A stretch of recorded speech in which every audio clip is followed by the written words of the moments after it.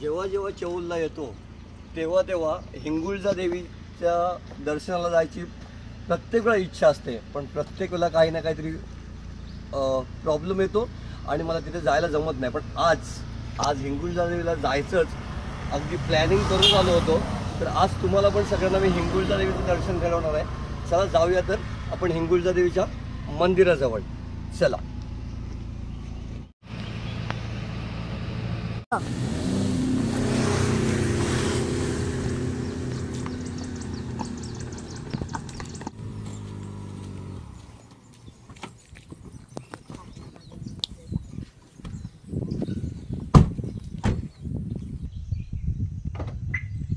आपण पोचलोय हिंगुळजा देवीच्या पायथ्याजवळ. इथे चौलमध्ये ह्या देवीला हिंगलाई देवी पण म्हणतात, हिंगुळजा देवी पण म्हणतात. आणि आत्ता हे जे नवीन नाव यांनी आत्ता जो एंट्रन्स बांधला आहे त्याचं नाव आता हिंगलाज माता मंदिर.